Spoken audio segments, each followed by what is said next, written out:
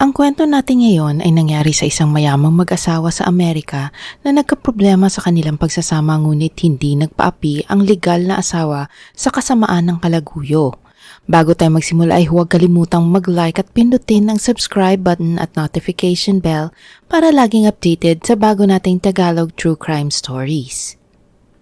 Si Cheng Jinpeng ay isang Taiwanese na negosyante na nagsimula sa maliit ngunit dahil na rin sa sipag ay lumago ang kanyang negosyo at yumaman. Laging nasa tabi niya ang kanyang may bahay na si Lisa Peng na sumusuporta sa kanya at nag-aalaga ng kanilang 2 anak. Dahil sa patuloy na paglawak ng kanyang business na Ranger Electronic Communications na nagbebenta ng mga CB radios sa mga opisina ng pulisya ay nakapagpatayo na rin siya ng sangay sa China. Nang magkaroon ng sapat na pondo at pagkakataon para mamuhunan sa US ay agad nilang inumpisahan ito. Noon kasi kung gusto mong makapagnegosyo sa buong mundo ay kailangan makuha mo ang merkado ng Amerika.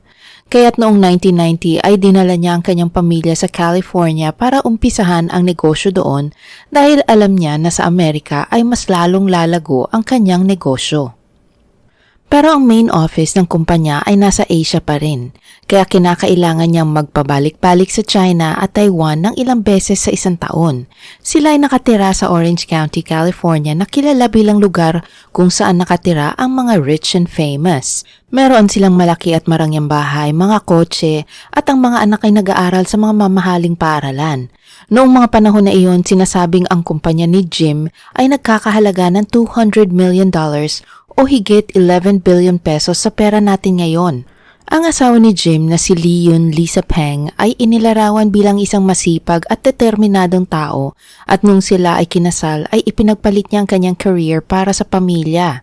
Si Lisa ay naging isang full-time mom at sinuportahan si Jim sa kanyang mga negosyo. Sa panahon noon ay kadalasan naman itong nangyayari kung saan ang babae ay inaasahang mamalagi sa bahay upang alagaan ang pamilya. Laging andyan lang si Lisa sa tabi ng asawa, sa hirap at ginhawa. Kaya't nakita lahat ni Lisa ang pagbagsak at pag-angat ng kanyang asawa galing sa isang maliit na kumpanya hanggang sa maging isang negosyong milyon-milyon ang perang pumapasok. At dahil dyan binigyan naman ni Jim ng marangyang buhay ang kanyang pamilya at masaya silang namuhay sa California. Ngunit noong 1992 nagbago ang lahat. Nang pumunta si Jim sa China para sa isang business trip, nakilala niya si Ranbing Jennifer G. Si Jennifer ay isang Chinese PR marketer sa hotel na tinutuluyan ni Jim.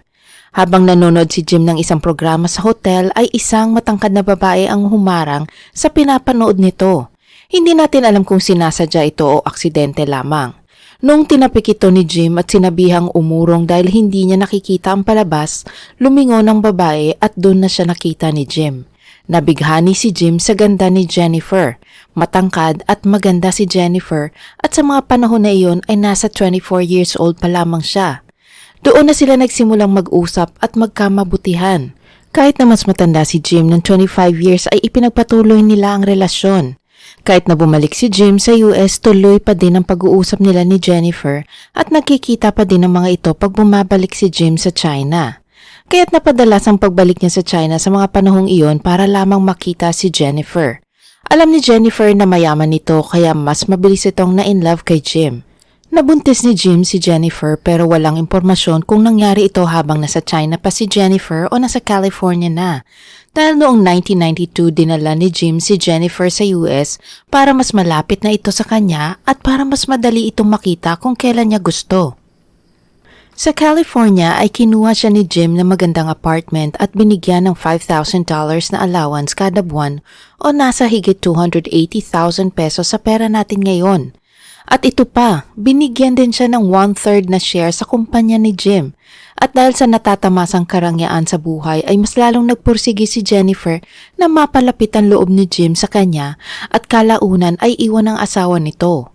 Ang bahay na kinuha ni Jim kay Jennifer ay malapit lang sa kung saan nakatira ang asawa at mga anak niya.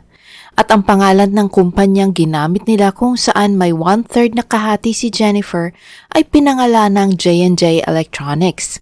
Ayon sa balita, maaaring ang pangalan ng kumpanya ay kinuha sa initials ni Jim at Jennifer. Dito natin makikita na sobrang na-in-love na si Jim kay Jennifer. Nabulag na siya sa maganda at batang-bata na kabit at parang handa na talagang iwanan ni Jim ang kanyang asawa. Makikita natin na parang wala nang pakialam si Jim kung malaman man ng iba na may kabit siya. Siguro naisip niya na magagawa niyang lahat dahil siya ang gumagawa at nagbibigay ng pera sa kanyang pamilya. Siya ang boss o hari ng tahanan. Dumating din sa puntong nagdesisyon si Jim na kunin si Jennifer para magtrabaho sa kanyang kumpanya sa California para mas malapit ito sa kanya at makita niya ito araw-araw. At syempre nagustuhan ito ni Jennifer. Sa pagkakataong ito ayaw na niya maging side chick na lang o kalaguyo ni Jim. Gusto niya na siya na ang maging asawa nito. Kaya gumawa siya ng paraan upang mag-away ang mag-asawa. Hindi pa alam ni Lisa ang kalokohang ginagawa ng asawa dahil normal naman na laging bumabiyahe si Jim o kaya busy sa mga meetings at ginagabi sa pag-uwi. Ngunit dumating ang araw na kinutuban na si Lisa simula nang tumira si Jennifer sa US. Minsan pag bumabalik si Lisa sa kanilang bahay ay nakakakita ito ng damit ng babae sa kanilang cabinet na hindi naman sa kanya. Nakakakita din siya ng mga damit ng babae sa travel bag ni Jim o work bag. Kinumprontan niya si Jim tungkol dito at ang sagot naman sa kanya ay gamit ito ng kanyang staff na aksidenteng naiwan o naipasok sa kanyang bag. Pero gaya nga ng kasabihan na pag ang babae kinutuban malamang totoo ito, nagsimula na maghinala si Lisa kay Jim. Alam niya na may iba itong babae. May mga pagkakataon na pag umaalis si Lisa at ang mga anak nito ay pupunta si Jennifer sa bahay nila at sadyang mag-iiwan ng damit niya sa cabinet ng mag-asawa para makita ito ni Lisa. Ginagawa ito ni Jennifer para mag-away ang mag-asawa at iwanan na ni Lisa si Jim. At ang ideyang ito ay nagugustuhan din ni Jim. Malakas ang kutob ni Lisa na ang karelasyon ng kanyang asawa ay kasama lamang nito sa opisina. Kaya't nagsimula siya mag-imbestiga. Isang araw ay pumunta ito sa office ni Jim at doon niya nakilala at nakita ng harapan si Jennifer. Bilang isang asawa ay sobrang nasaktan si Lisa kaya kinausap niya si Jennifer. Ngunit hindi naging maganda ang kinahantungan ng kanilang pag-uusap. Noong sinabihan niya si Jennifer na iwanan si Jim, ay matapang pa itong sumagot sa kanya na hindi niya iiwan ito dahil mahal niya si Jim. Parang nanghina si Lisa sa narinig at pakiramdam niya siya ay nanliit. Lumipas ang mga araw ay pinagpatuloy pa din ni Jennifer ang dating gawi na pupunta sa bahay nila Jim pag wala si Lisa at mag-iiwan ng mga damit niya. Galit na galit si Lisa pag nakikita niya ito at minsan umaabot sa punto na ginugupit niya ang mga damit. Isang araw pumunta si Lisa sa Taiwan at hindi niya sinabi kay Jim kung kailan siya babalik. Kaya't nung umuwi si Lisa nakakita ito ng underwear ng babae sa mismong kama nilang mag-asawa. At noong gabi nahuli niyang umuwi ng sabay ang magkalaguyo sa bahay ng mag-asawa. Kaya laking gulat ng dalawa nang makita si Lisa dahil hindi nila akalaing nakabalik na pala si Lisa. Tinanong niya si Jennifer kung anong ginagawa niya sa bahay nila at matapang pa itong sumagot na huwag kang pasisiguro na dito ka pa rin titira sa mga susunod na araw. Hindi makitaan ng takot o kahihiyan si Jennifer at hinahayaan lang din naman ni Jim na bastusin ang kanyang asawa. Kinausap din ni Lisa ang asawa na iwanan na ang kabit pero hindi niya ito ginawa. Hindi naging option kay Lisa ang divorce dahil isang kahihiyan ito noong panahon na iyon lalo na sa mga Asians. At ayaw niyang sumuko ng basta-basta na lamang dahil gusto niyang ipaglaban ang kanyang karapatan bilang asawa na dapat ay walang kahati.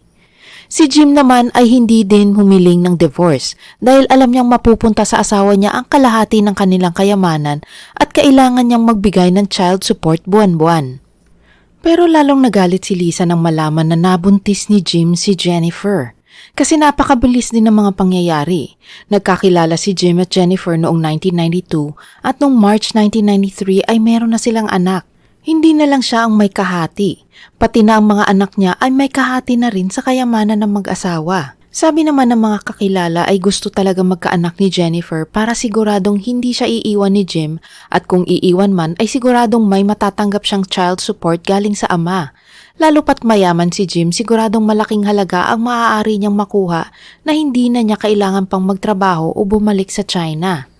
Noong August 18, 1993, kakarating lang ni Jim sa isang business trip. Mula airport ay dumiretso siya sa apartment ni Jennifer para kamustahin ito. Kumatok siya pero walang sumagot at nagbukas ang pinto. Inisip niya na baka lumabas ito at naglakad-lakad kaya umalis muna si Jim at bumalik ulit makalipas ang ilang oras. Ngunit parang wala pa ring tao sa loob. Ang pintuan ay laging nakalak pero sa oras na iyon ay sinubukan niya itong buksan. At nabigla siya dahil hindi pala ito nakakandado. Pagpasok niya hindi siya makapaniwala sa nakita. Sa sahig nakita niya ang wala ng buhay na katawan ni Jennifer. Agad itong tumawag ng pulis at pagdating nila sa kanalaman na patay na din ang 5 buwang anak ni na Jim at Jennifer. Naging suspect si Jim dahil nalaman ng mga pulis na may asawa ito at may mga anak. Ngunit napatunayan niya na nasa business trip siya hanggang August 18, kaya siya ay pinakawalan ng mga pulis. Ayon sa investigasyon ay binuksan ni Jennifer ang pinto dahil kilala niya ang taong kumatok. Ayon sa autopsy ay sinaksakan 25 years old na si Jennifer ng 18 beses at sinuffocate naman ng kumot ang anak nito. Napansin nila na may marka ng kagat sa braso si Jennifer kaya't ipinasuri nila ito at kinuha ang DNA ng taong kumagat sa kanya dahil marahil ito na rin ang pumaslang kay Jennifer. Matapos suriin at imbestigahan ng mga posibleng suspect sa pagpatay ay nagmatch ang DNA kay Lisa. Ngunit mariin niyang itinanggi na may kinalaman siya sa pagkamatay ni Jennifer. Mga oras na yon ay parang nakonsensya ang 50 years old na si Jim sa nagawang panloloko at pambababae. Kaya hindi ito umalis sa tabi ni Lisa at sinabi sa mga pulis na hindi nito magagawa ang pumatay. Bago arestuhin si Lisa ay kinausap ng mga pulis si Jim at sinabi na kung pwede ba niyang kausapin si Lisa nang silang dalawa lang. Pumayag naman si Jim at nag-usap sila ng mahinahon sa salitang Chinese. Sa CCTV ay maririnig na sinisisi ni Lisa si Jim dahil sa panluloko nito at siyang dahilan kaya nangyari ang pagpatay. Tinanong siya ni Jim kung bakit niya sinaksak si Jennifer at pinatay. Ang sabi ni Lisa ay naunang humawak ng kutsilyo si Jennifer at ipinagtanggol lang niyang sarili. Ang balak ni Lisa ay makipag-usap lamang kay Jennifer, ngunit nauwi ito sa sabunutan, sigawan at pananakit. Nang marinig ito ng mga pulis ay agad na inaresto nila ang 44 years old na si Lisa dahil sa tingin nila ay inamin na niya ang pagpatay kay Jennifer. Ngunit ang tanong na marami, bakit dinamay pati ang bata?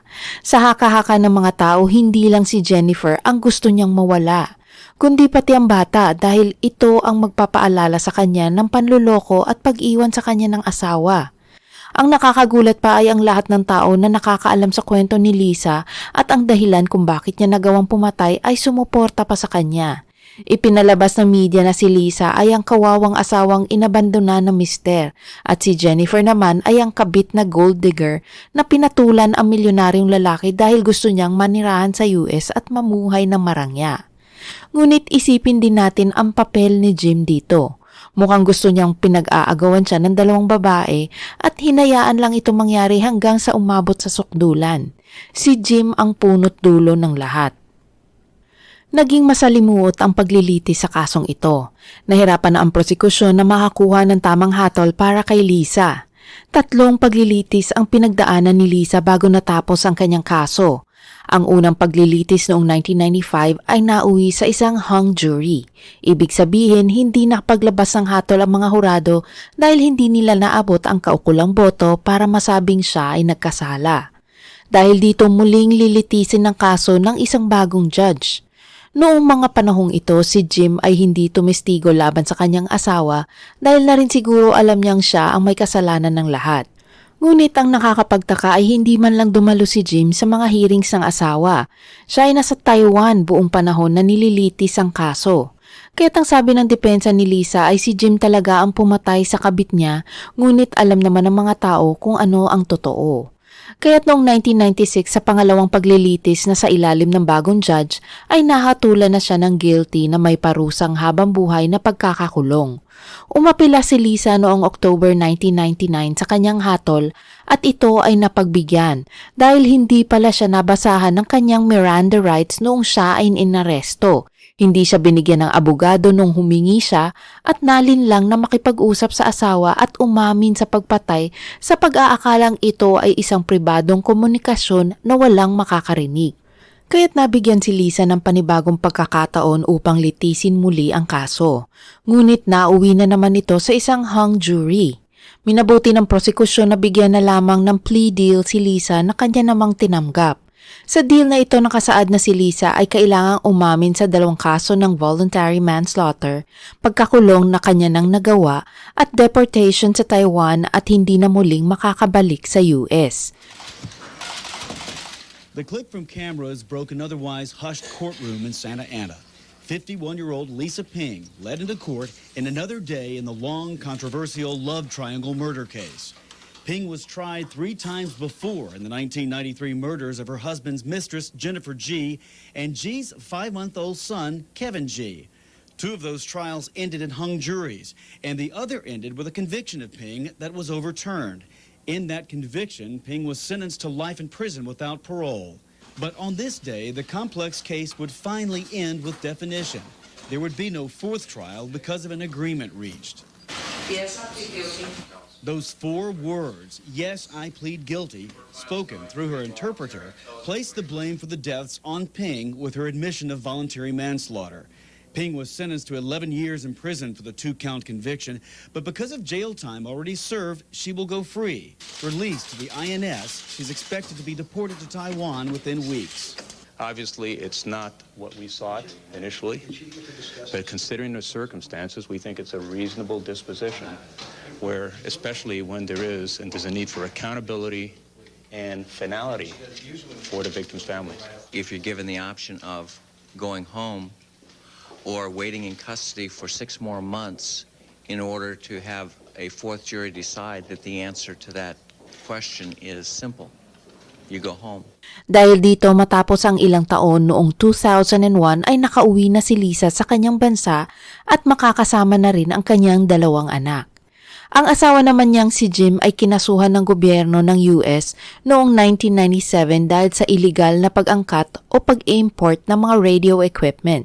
Dinimanda din ng mga magulang ni Jennifer si Jim dahil hindi niya naprotektahan si Jennifer at ang sanggol na si Kevin, kaya't humihingi sila ng danyos na $2 million. Nadismaya din ang pamilya dahil sa hatol kay Lisa na sa tingin nila ay hindi sapat sa nagawa niyang pagpatay lalo na sa inosenteng sanggol. Ito na ang pinakahuling balita na aking nakalap tungkol sa krimen na ito. Wala nang impormasyon kung nagkabalikan ng mag-asawa at kung namayagpag pa rin ang negosyo ni Jim, ngunit nang tumingin ako online ay buhay pa rin ang kumpanya ni Jim na Ranger Electronic Communications at may mga branches na ito sa iba't ibang dako ng mundo. Natapos na naman ang isang mala-telenovela na kwento ng mag-asawa na nagsimula sa magandang pangarap ngunit nasira dahil sa kabuktutan ng isa. Sana ay may natutunan kayo sa pangyayari at maging aral na huwag tayong pasisiguro lagi. Akala siguro ni Jennifer na ang pagpapakita niya ng tapang ay makakatulong sa kanyang sitwasyon, ngunit hindi niya alam na mas matapang pala si Lisa sa kanya. Ang nakakalungkot lang ay nadamay pa ang 5 buwang sanggol na si Kevin. Ano ang masasabi niyo sa kasong ito? Huwag mag-atubiling ibahagi ang inyong saloobin sa comment section. Salamat muli sa inyong pagtangkilik sa aking channel, gaya ni Miss Vilma Cordero, Miss Alice Ong, Miss Joan Kambala, Katuwang Vlog, Miss Rosemary Cheng from Taiwan, Gamebox XL, Miss Nelia Fernandez from Lawag City, Ilocos Norte, Mr. Felix Tibon from Bonny Island, Nigeria, and Miss Imelda Pascua from Kuwait. God bless po sa inyo at laging alagaan ang sarili. Para naman sa mga bago kong manonood at hindi pa nakasubscribe, huwag kalimutang i-like ang video at pindutin ang subscribe button para matunghayan nyo ang mga true-to-life crime stories dito.